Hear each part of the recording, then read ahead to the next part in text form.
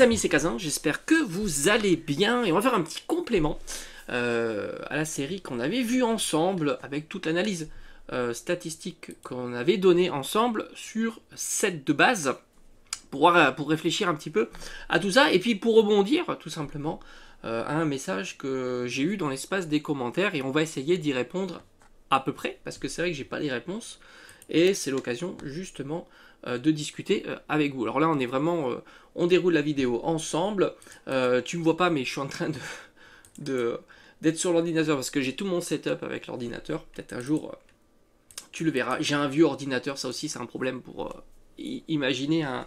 D'ailleurs si tu as l'information ça m'intéresse pour imaginer un jour quand j'aurai la fibre, et ça devrait normalement dans un temps assez fini arriver, un ordinateur, il faut avoir un ordinateur de quelle puissance, parce que le mien est plutôt vieux, donc il n'est pas exceptionnel. Donc là je suis en train d'ouvrir le fichier où il y a justement set de base. Et on va revenir justement sur un message, pour rebondir sur ce message, et on va tenter d'y apporter quelques réflexions plutôt que de réponses, hein, parce que c'est vrai que c'est compliqué. C'était justement lorsque j'avais fait la vidéo d'hier sur Evo Céleste, où pour moi, bon, il n'y a pas de quota hein, sur les displays, hein, et c'est assez flagrant d'ailleurs sur les displays de épée et bouclier, et spécialement ce genre de display où tu vois, il y a eu énormément d'ouvertures, et c'est vrai que tout ce qui est, on va dire, secrète, et j'englobe dans les secrètes les alternatives, alors qu'elles ne le sont même pas, hein, je crois qu'il n'y a que les VMAX qui sont secrètes, et il n'y a absolument pas de quota sur ce genre d'item, et tu peux voir même des tirages assez lunaires, franchement faut le dire, hein. Evo Céleste en display, c'est plutôt lunaire, hein. J'ai vu des ouvertures avec quelques cartes, et au max une foularde, voire même... ça a été rapporté, alors je ne l'ai pas vu dans les commentaires, une display sans même de foulard. C'est-à-dire que la rareté la meilleure, ça doit être certainement... Alors peut-être qu'il y avait une foulard dresseur, peut-être, hein, mais je ne suis pas sûr, parce que j'ai pas l'information, mais il y avait, au mieux il y avait visiblement des VMAX.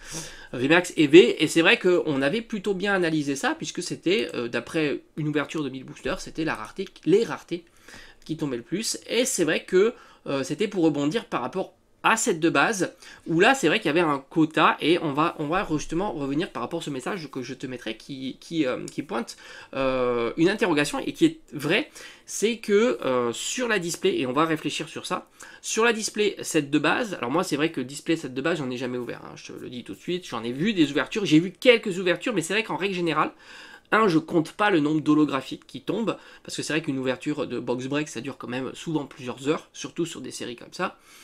Et donc je compte pas le nombre de hits, donc c'est vrai que j'ai pas de recul sur ça, il faudrait que je le fasse, de savoir si... Alors j'ai déjà entendu parler d'une display chargée en holo, je crois que c'était 14 de mémoire, je crois que c'était celle de Michou, et j'ai déjà entendu parler de display avec 11 holographiques, et du coup c'était pour rebondir par rapport à l'information, et tu as une information de... on va dire une espèce de statistique qui est donnée sur la présence des holographiques, qui est bon, la rareté la plus haute à cette époque-là, et qui était de 1 holo tous les 33 cartes. Et par conséquent, dans une display, tu obtiens donc 12 holos comparativement à la quantité de cartes qu'il y a à l'intérieur. Donc ça, c'était la première réflexion. Donc ça faisait que, grosso modo, tu avais une chance sur 3 boosters d'avoir la fameuse carte holographique. Et c'est vrai que si on suit la logique, et c'est vrai que je n'avais pas trop développé ça, si on fait un calcul standard de loi binomiale, c'est-à-dire que par rapport à une chance sur 3, sur 36 boosters, bah, tu n'as pas évidemment 12. Tu as une variation centrée certainement autour de 12, et souvent c'est une espèce de... comment ça s'appelle, une courbe en cloche, mais c'est plus une... Oh, j'ai oublié le terme scientifique. Courbe en cloche, tu vois ça au lycée, on va dire. Je sais plus, bon, peut-être que je vais le retrouver. C'est ça, hein, les années passent et à un certain moment, tu oublies ce que tu as fait à l'université. Bon, bref, c'est une gaussienne. Voilà, je crois que c'est ça.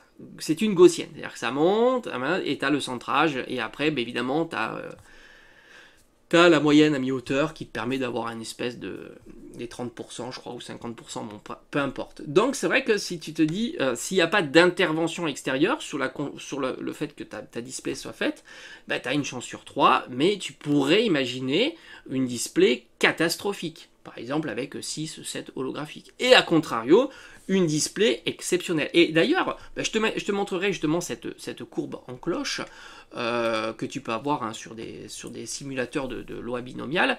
Et c'est vrai que c'est absolument pas ce qui semble être montré. Parce que avoir une distribution qui semble être toujours piquée un petit peu vraiment sur 12, et de temps en temps on voit, comme je t'ai dit, quelques, on va dire, displays buggés. C'est plus ça qui semble être fait sur la display set de base. Ça voudrait dire quoi? Ça voudrait dire que tout simplement, quand ils confectionnent les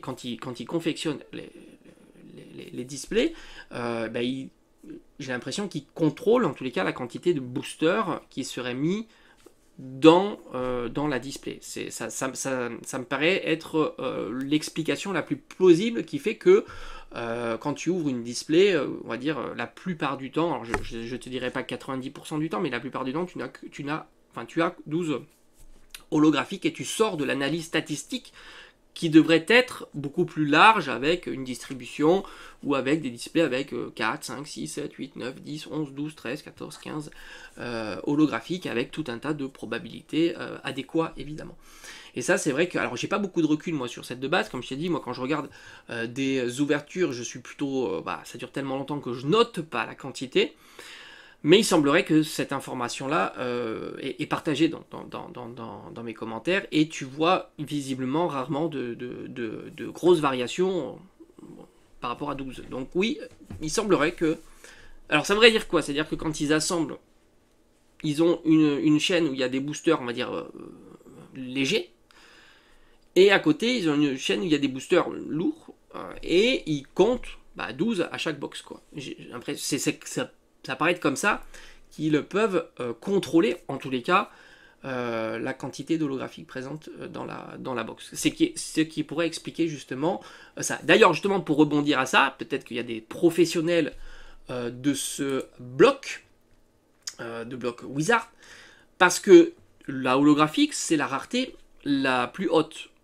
Est-ce qu'ils ont toujours continué cette même méthodologie qui consiste à mettre une holo tous les 33 cartes? Ou est-ce qu'ils ont fait varier? Ou est-ce qu'ils ont abandonné cette information? Ça c'est quelque chose que j'ignore complètement. Sans compter qu'on voit encore quelques displays d'autres, comme je crois du jungle, être ouverts. Donc on pourrait essayer de regarder cette information-là. Donc ça c'est une information que je n'ai pas et que si tu l'as, toi, n'hésite pas à le mettre dans l'espace des commentaires. Ça m'intéresse. Plus on a d'informations, plus on essaiera de comprendre un petit peu la dynamique qu'il peut y avoir sur ce genre de série. Donc, est-ce qu'ils ont continué à mettre la stat d'holo par booster, par carte? En l'occurrence, là, c'est que par carte. Est-ce qu'ils ont fait varier cette information-là? Est-ce que c'est toujours, grosso modo, 1 pour 3? Et après, troisième information, très intéressant aussi, parce qu'à un certain moment, par exemple, que dans Aquapolis, ils ont introduit une nouvelle rareté qui est la secrète. Et est-ce que là aussi, ils ont mis une information sur la secrète et l'information sur la holographique? Y aurait-il deux informations et c'est sous quelle forme? Donc tout ça, franchement, c'est intéressant. Moi, ça enrichit un petit peu la connaissance que l'on peut avoir sur ce genre de série. Donc c'est vrai que si tu as l'info là aussi, c'est plutôt intéressant de savoir à un moment quand ils ont arrêté globalement de donner des informations sur on va dire, le format de carte le plus intéressant que tu serais susceptible d'avoir lorsque tu vas ouvrir des boosters. Donc ça, c'est vraiment une information que j'ai pas et j'aimerais la connaître. Sans compter que après, il y a d'autres raretés, donc c'est compliqué. Et ce qu'ils ont abandonné au moment où ils ont mis d'autres variations, d'autres raretés. Donc ça pourrait être intéressant de connaître ça. C'est vrai que, moi, comme je t'ai dit, moi, j'ai vraiment... je me souviens bien de Pokémon à partir de 2015. Avant, j'étais plutôt Magic, tu vois. J'ouvrais plutôt pas mal de boosters de Magic et beaucoup moins Pokémon. Après, autres informations qui intéressantes, c'est vrai que, par conséquent, c'est assez simple de calculer là aussi la probabilité d'avoir un Dracofeu, puisque tu as grosso modo une chance sur 3. Grosso modo, dans une display, tu as 12 boosters. Et tu peux imaginer que ton Dracofeu a quand tu as tout simplement une holographique, tu es censé avoir une chance sur 15 d'avoir, a priori, une chance sur 15, puisque bah, tu as 15 holographiques, et du coup tu es censé avoir une chance sur 15 d'avoir ton Dracofeu. Donc ça c'est assez... c'est ce qui devrait être s'il n'y a pas de... si c'est vraiment un truc aléatoire. Une logique, on va dire, aléatoire. C'est comme ça que tu devrais avoir ta distribution, quelque part, de Dracofeu. Et enfin, tu t'aperçois que si, justement, tu mets ce genre de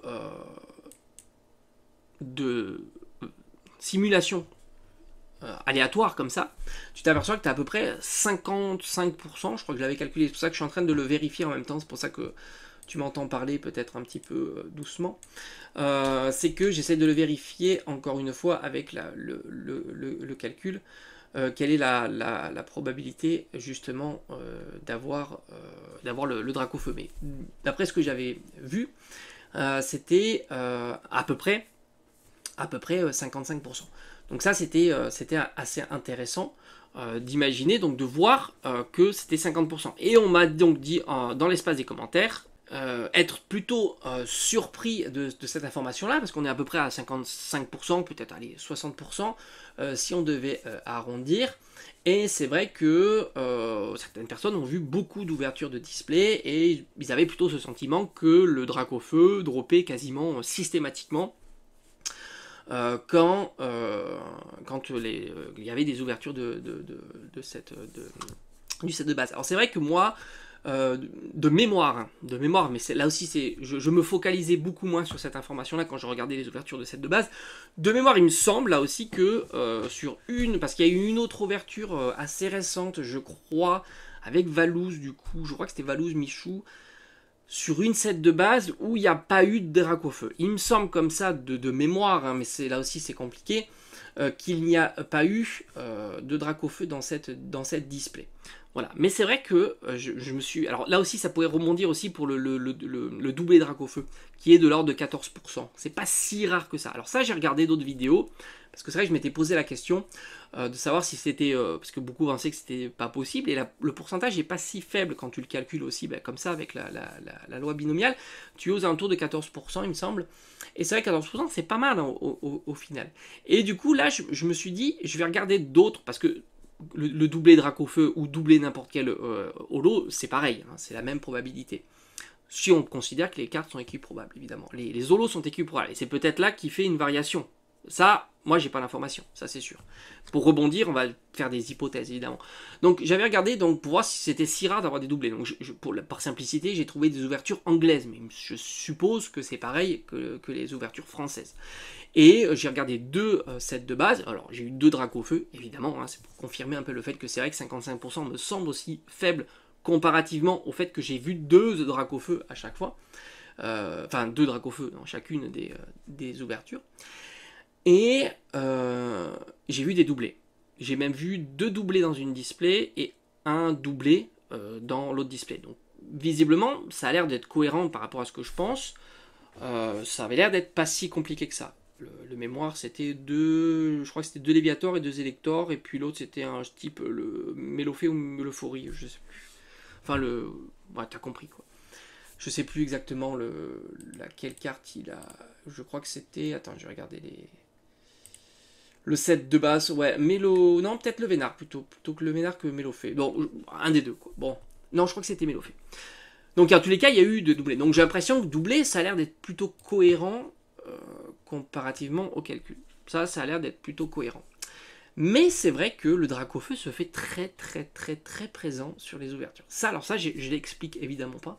Parce qu'on devrait être dans les 55-60%, c'est-à-dire qu'en gros, une ouverture sur deux. Et sur 10 ouvertures, tu devrais avoir quelque chose de significatif, à moins vraiment que tu aies un run, enfin t'as de la chance sur ces 10, mais c'est vrai que ça, je l'explique pas. Sans compter que si on veut l'expliquer, il n'y a pas 36 idées qui me viennent. C'est il a une cote qui est plus élevée, c'est-à-dire qu'il a un print plus haut que les autres holographiques. J'ai envie de dire, je vois pas pourquoi.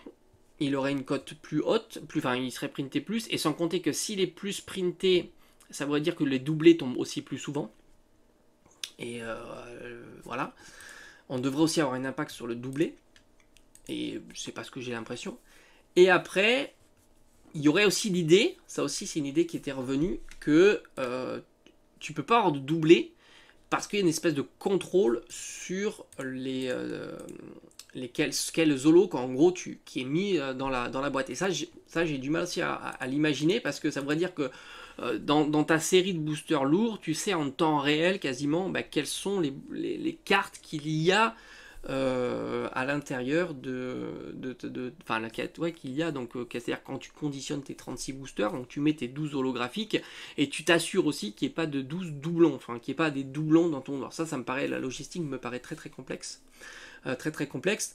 Je vois pas comment tu pourrais savoir si t'as pas des... ou alors tu aurais à chaque... voilà, tu aurais une chaîne, là tu sais que là tu as que des boosters avec des Dracofeu, là que des boosters, mais quand bien même c'est comme ça, vu que tu as 12 holos sur 15, il y aurait des déséquilibres quand même. Pourquoi là un Dracofeu puis pas pour la voisine, et ainsi de suite. Tu devrais avoir des déséquilibres par rapport à ça. Alors franchement, ça je sais pas. Franchement, je peux pas... mais j'ai pas tellement d'idées. Pourquoi on voit en regardant les ouvertures de set de base, et d'ailleurs ça serait intéressant, voilà, ça serait intéressant aussi ça m'est venu là l'idée, c'est-à-dire que tu as 12 holographiques dans une display, donc fatalement tu en as 3 qui ne sont pas représentés. Est-ce que ce sont 3 aléatoires, ou est-ce que ce sont... Parce que si tu considères que le Dracofeu, lui, il tombe systématiquement, donc il prend sa place au détriment d'autres, il y en a 3. Ça c'est obligatoire, tu as 12 holos qui semblent être assez... lui pour le coup il n'y a pas trop de variations, on l'a bien vu, etc. Donc c'est-à-dire qu'il y a 3 qui devraient ne pas être représentés, surtout si le fait que Dracofeu est 80% du temps présent, ça sous-entend qu'il y en a d'autres qui compensent cette présence. Donc ça c'est intéressant, c'est-à-dire que ça serait intéressant de noter en fait, et de savoir quels sont les holos quelque part en déficit de présence, ça voudrait dire qu'il y a des holos qui seraient plus rares que d'autres, et ça sous-entendrait que Dracofeu, malgré qu'il soit la carte la plus chère, c'est loin d'être la carte la plus rare en termes de drop, puisqu'elle est présente systématiquement dans les displays. Donc ça c'est vraiment, pour moi il y a un truc qui va pas sur ça. Moi je crois plus aux stats, qui fait que voilà, ça tombe de façon équiprobable, surtout si tu ouvres beaucoup de boosters, sans compter qu'on a vu, donc on a essayé de discuter sur le fait que les displays semblent être assez bien contrôlés dans le terme d'holographique sur la quantité de boosters. T'as 1 sur 33 cartes, ça fait 12 sur 36 boosters. Est-ce que, alors maintenant on ne le saura pas évidemment, mais est-ce qu'il y a le même contrôle, ce que je pense pas pour le coup, sur les boosters individuels? Par exemple, est-ce que tu vas dans une boutique à l'époque et tu achètes 36 boosters individuels, tu vois, est-ce que tu as aussi cette même précision d'avoir 12 holographiques? Ce que je pense pas pour le coup. Autant pour le conditionnement d'une display, peut-être qu'il y a une interaction plus humaine, on va dire, alors que sur le conditionnement sur les boosters, je suis plus sceptique. En tous les cas, voilà, le Dracofeu, je sais pas, on pourra avoir des pistes évidemment si on commence à regarder toutes les ouvertures disponibles du set de base, et tu comptes à chaque fois l'apparition d'une holo, quoi. Paf, paf, paf, paf, paf, paf. Et tu regardes, il doit y avoir un déséquilibre, il y en a 12 sur 15, en sachant, alors il doit y avoir un déséquilibre, non si c'est aléatoire, parce que moi je pense, même si c'est vrai que 55% me fait douter, mais si le Dracofeu lui est présent 8 fois sur 10, là il n'y a pas de miracle. Si lui il est plus présent que les autres, est-ce qu'il y en a d'autres qui sont aussi plus présentes que les autres, au détriment d'autres? Et du coup ça te prouverait que il y a quelque chose qui est plus aléatoire, ou alors il y a plus de print, c'est-à-dire qu'il y a plus de quantité de cartes holographiques, il n'y en a pas exactement un 15e pour le Dracofeu, peut-être qu'il prend 2 places, c'est-à-dire qu'il est plus printé, soit ça, soit je sais pas hein, pourquoi, mais enfin en tous les cas ça serait intéressant, parce que ça voudrait dire que déjà Dracofeu n'est pas la carte holographique la plus rare, ça c'est important de le dire, si ça s'avère être correct, et en même temps il y a certainement des cartes holographiques qui sont peut-être hyper pas chères, mais qui elles sont beaucoup plus rares. Mais rare veut pas dire cher. Souvent, moi j'ai toujours dit, pour moi c'est la demande qui écrase tout. Quoi. Voilà. Enfin, en tous les cas, réflexion à apporter sur cette série-là, c'est intéressant. Donc il y a quelques interrogations que je laisse en suspens dans l'espace des commentaires, n'hésitez pas à y répondre. Le taux, la probabilité de drop d'une holo, est-ce qu'elle est conservée sur les autres séries l'apparition de la secrète sur le bloc Wizard, est-ce qu'il y a aussi une information? Et après, est-ce que le Dracofeu tombe si réellement que ça, si souvent que ça? Est-ce que tu as suffisamment vu d'ouverture set de base pour me dire, voilà, moi j'ai vu 20 displays, 100% de Dracofeu. Là je me dis, ouais, c'est quand même plutôt fort. Et du coup, faut regarder quel holo n'apparaît pas sur ces 20. Bah oui, il y en a forcément, ou apparaît moins, évidemment. Parce que tu en as 12 sur 15, déjà c'est cool 12 sur 15, parce qu'on serait plus embêté si on avait 15 sur 15. Là c'est sûr qu'il y en a qui sont mises de côté. Et en plus, tu dois augmenter l'impact en sachant que le Dracofeu devrait compenser le fait qu'il soit plus présent. Bon, en tous les cas, petite réflexion de la journée. N'hésite pas à mettre dans l'espace des commentaires toi ce que tu en penses. Et puis voilà.